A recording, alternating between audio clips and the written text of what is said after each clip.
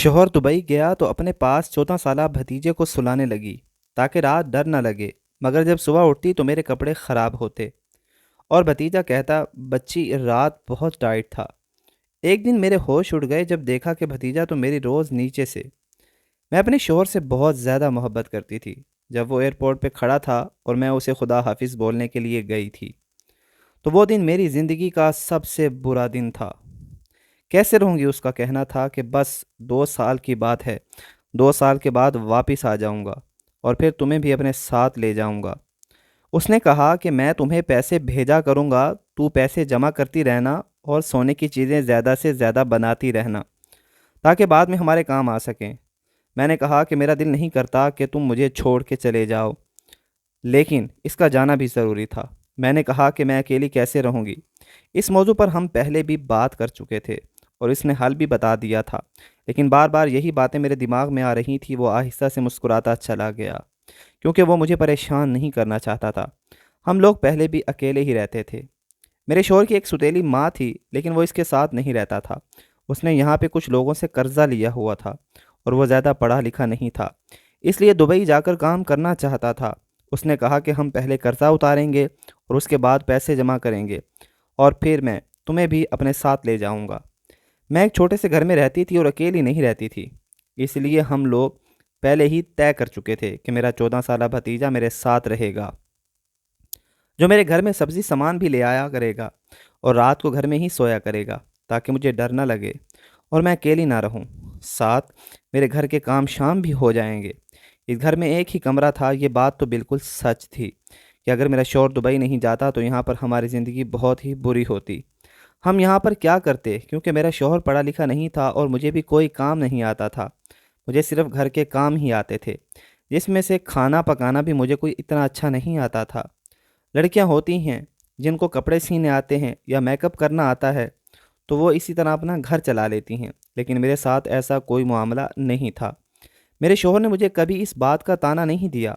उसने कहा कि वैसे भी पैसे कमाना मेरा काम है, तुम्हारा नहीं, लेकिन तुम्हें थोड़ी सी कुर्बानी देनी पड़ेगी। मेरे लिए ये भी बहुत ज़्यादा मुश्किल था क्योंकि मैं अपने शौहर से बहुत मोहब्बत करती थी। हमारी मोहब्बत की शादी थी।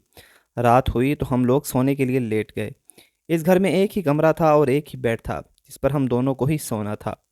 मेरे भतीजे का नाम मुनव्वर था। वो बहुत अच्छा लड़का था, मेरा बहुत ख्याल रखता था। आज सुबह ही वो घर का सामान भी लेकर आया था और हमने बिरयानी बनाई थी क्योंकि उसकी फरमाइश थी, जबकि मेरा तो कुछ भी खाने का दिल नहीं था। उसने कहा कि अभी तक रो रही हैं, कब तक रोती रहेंगी, छोड़ भी दें, अभी तो 2 साल पड़े हैं, क्या आप 2 साल तक रोती रहेंगी? मैंने कहा कि तुम्हारी बातों से मुझे तसल्ली नहीं मिल रही है। अगर एक इंसान दुख में है तो वो रोए भी नहीं तो और क्या करे। मुझे नहीं पता कि मैं कब तक रोती रहूंगी, लेकिन फ़िलहाल मुझे रोने दो क्योंकि रोने से मेरा दिल हल्का हो रहा है। इस बात पर वो खामोश हो गया और चुपचाप सो गया।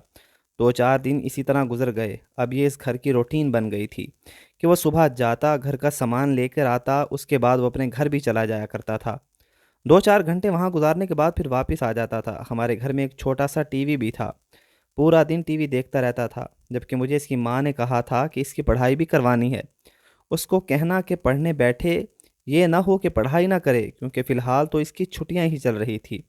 उसके बाद उसने यहीं से पढ़ने के लिए भी जाया करना था। रात हुई तो मुझे किसी हलचल की आवाज़ आई। आज 3-4 दिन के बाद मुझे नींद आई थी। नहीं तो हमेशा अपने शौहर की याद आती रहती थी।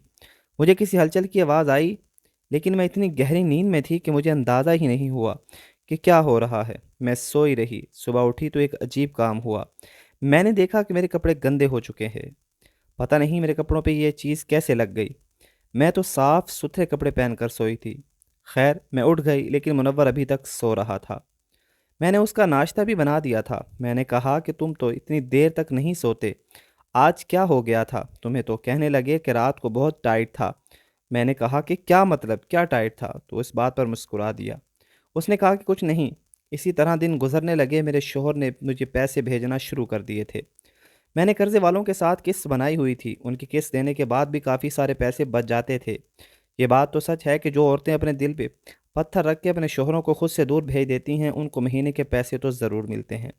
लेकिन मेरा सवाल यहाँ पर यह है कि क्या वो पैसे इनके शोहर का नेमुल बदल हो सकते हैं? नहीं, ऐसा बिल्कुल भी नहीं होता। لیکن زندگی گزارنے کے لیے تھوڑی بہت قربانی دینی پڑتی ہے۔ ایک دن مجھے میری ایک کزن ملی، اس نے کہا کہ کیا حالات ہیں؟ میں نے اسے سب کچھ بتایا تو کہنے لگی تم نے منور کو اپنے پاس کیوں رکھا ہے؟ تمہیں اسے اپنے پاس نہیں رکھنا چاہیے تھا۔ کیا تمہارے شوہر کو کوئی مسئلہ نہیں ہے؟ میں نے کہا کہ کیا مطلب تمہارا، اور میرے شوہر کو کیوں مسئلہ ہوگا؟ اس نے کہا کہ وہ بچہ جوان ہے۔ میں نے کہا کہ بالکل بھی جوان نہیں ہے، صرف 14 سال کا ہے، اور میں نے خود اسے پالا ہے۔ میرے لیے تو وہ ہمیشہ بچہ ہی رہے گا۔ تم کس طرح کی باتیں کر رہی ہو؟ اس کا کہنا تھا کہ تمہیں نہیں پتہ آج کل کے بچوں کے بھی حالات بڑے خراب ہیں۔ مجھے اپنی اس رشتہ دار کی بات پر غصہ آ گیا۔ میں نے کہا کہ تمہارا تو پتہ نہیں آج کل کیسے لوگوں میں اٹھنا بیٹھنا ہے، پتہ نہیں کون سے ڈرامے یا کہانیاں پڑھتی رہتی ہو جو تمہارا دماغ اس طرح کا ہو گیا ہے۔ ہر کسی پہ شک نہیں کرنا چاہیے۔ اس نے کہا کہ دیکھو میری نظر بڑی تیز ہے، میں بندہ دیکھ کے پہچان جاتی ہوں۔ تمہارا یہ بھتیجے میں کچھ گڑبڑ ہے۔ میں نے کہا کہ آئی ہو تو آرام سے بیٹھو، چائے وغیرہ پیو، الٹی سیدھی باتیں کر کے میرا موڈ نہ خراب کرو۔ اس کو بھی پتہ چل گیا کہ مجھے غصہ آ گیا۔ وہ تھوڑی دیر بعد اٹھ کر چلی گئی۔ میں اس کی باتوں کے بارے میں سوچتی رہی اور ابھی اسی باتوں کے بارے میں سوچ رہی تھی کہ منور گھر میں داخل ہوا۔ وہ میرے لیے سموسے لے کر آیا تھا۔ اس نے کہا کہ اچھی سی چائے بنا لیں، میں سموسے لے کے آیا ہوں، مل کے چائے پیتے ہیں۔ میں نے کہا کہ یہ لڑکا برا کیسے ہو سکتا ہے جس کو میرا اتنا خیال ہے؟ بات چیز کی نہیں ہوتی، کوئی کسی کے لیے تبھی چیز لیتا ہے جب اسے اس کا احساس ہوتا ہے، اور جب سے اس کو پتہ تھا کہ میں اداس ہوں مجھے ہمیشہ ہنسانے کی کوشش کرتا رہتا تھا، کوئی نہ کوئی ایسی بات کرتا رہتا تھا جس کی وجہ سے میرا موڈ بہتر ہو جائے۔ وہ پھر میرے ساتھ کچھ برا کیسے کر سکتا تھا؟ میں نے دوبارہ اس بارے میں سوچا ہی نہیں تھا، اور اپنی اس کزن کو پاگل گردانا میں نے سوچا کہ یہ ہے ہی ایسی لگتا ہے میرا سسرال والوں کا اثر ہو گیا ہے۔ اس دن اسی طرح گزر رہے تھے۔ میرے شوہر نے میرے نام بہت سارے پیسے بھیجنا شروع کر دیے تھے، اور میں نے سونے کی چیزیں بنوانے کے ان کو اپنے پاس سنبھال کے رکھنا بھی شروع کر دیا تھا۔ ایک طرف سے میں مطمئن تھی کہ سب کچھ ٹھیک جا رہا ہے، پر شوہر کی بہت یاد آتی تھی۔ روز رات کو بات کرتے تھے، بات کرنے کے لیے صرف آدھا گھنٹہ ملتا تھا، کیونکہ اس کے بعد اس نے سونا ہوتا تھا۔ اگر وہ ساری رات بیٹھ کر مجھ سے بات کرتا رہتا تو پھر صبح کام کے لیے اس کو مشکل ہو جاتی تھی۔ میں نہیں چاہتی تھی کہ اس کو زیادہ مشکل ہو، اس لیے صرف آدھا گھنٹہ ہی بات کر پاتے تھے۔ آدھا گھنٹہ کب گزر جاتا تھا پتہ ہی نہیں چلتا تھا۔ ایسا لگتا تھا کہ آدھا گھنٹہ نہیں ہوئی، صرف 2 منٹ ہوئے۔ 2 منٹ تک تو میں روتی ہی رہتی تھی، اور وہ مجھے چپ کرواتا رہتا تھا۔ ایک دن مجھے میرے شوہر نے کہا کہ عید آنے والی ہے تو میرے لیے اچھا سا جوڑا اور اس کے ساتھ لوازمات ضرور خرید لینا۔ میں نے کہا کہ میں نہیں خریدوں گی۔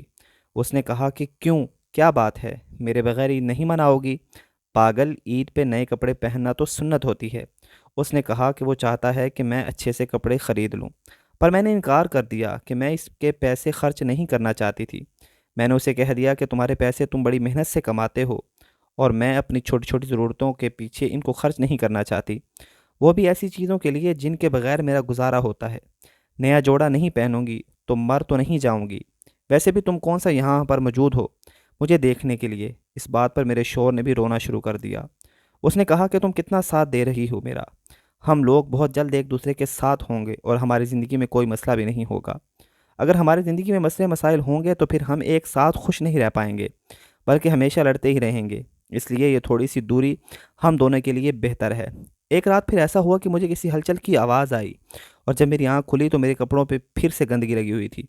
صبح ہوئی تو مجھے منور نے کہا کہ بہت ٹائٹ تھا۔ اس بات پر ہنسنے لگا اور وہاں سے چلا گیا۔ میں نے کہا یہ کیا فضول بات ہے، ادھر واپس آؤ، کس طرح کی باتیں کر رہے ہو؟ تم جواب دے کر جاؤ اپنی بات کا۔ لیکن وہ ہنستا ہوا وہاں سے چلا گیا۔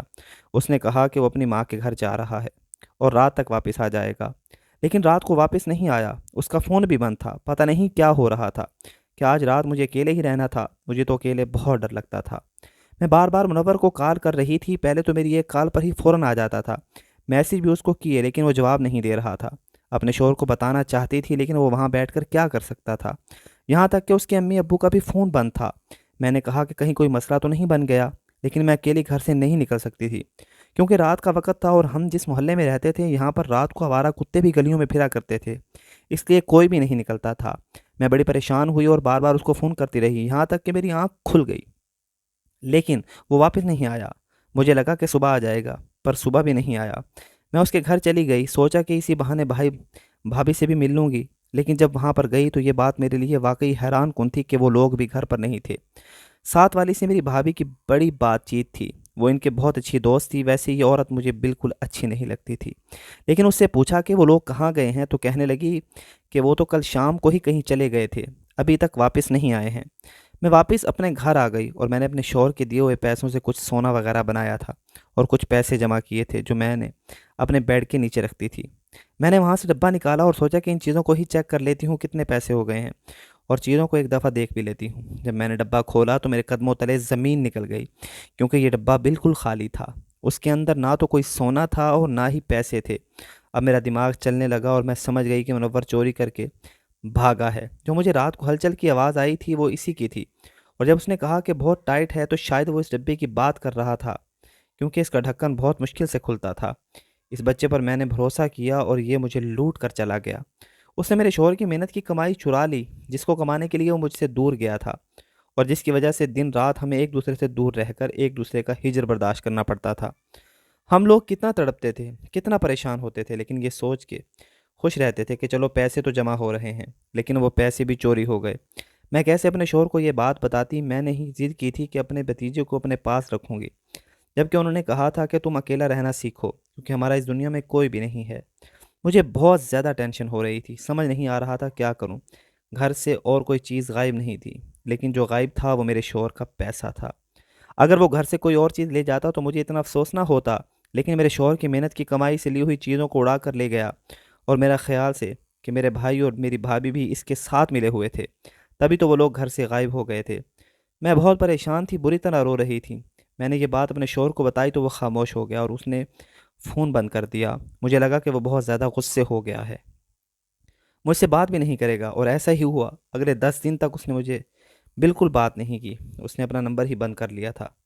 میں نے یہ 10 دن کیسے گزارے تھے میں ہی جانتی ہوں۔ میرا بھائی اور بھابھی واپس آ گئے تھے۔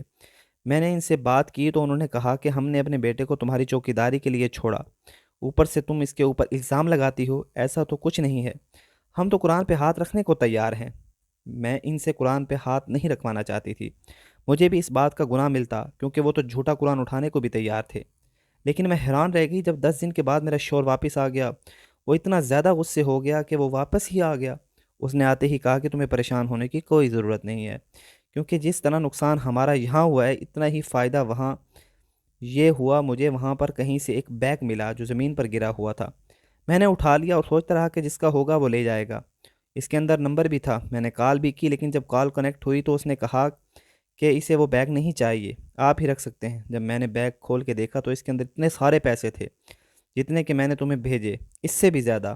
یوں سمجھو کہ اللہ نے ہمارے نقصان کا ازالہ کر دیا اور میں واپس آ گیا ہوں، کیونکہ اب ان پیسوں سے ہی ہم یہاں پر کوئی کاروبار کر لیں گے۔ یہ پیسے بہت زیادہ ہیں، مجھے واپس جانے کی ضرورت نہیں ہے۔ میری خوشی کی تو انتہا نہ رہی۔ جن لوگوں نے میرا برا سوچا تھا وہ یہ جانتے ہی نہیں تھے کہ میرا اتنا اچھا ہو گیا، میرا سارا ساتھ اتنا اچھا معاملہ ہو گیا کہ میں خوشی سے نہال ہو چکی تھی۔ میرا شوہر بھی واپس آ گیا اور نقصان سے زیادہ پیسے ہمیں مل گئے۔ میں نے اللہ کا شکر ادا کیا اور آج اس بات کا یقین ہو گیا کہ جس کا بھلا اللہ کرنا چاہتا اس کا کوئی برا نہیں کر سکتا، اور چوری کرنے والا تو چوری کہلاتا ہے۔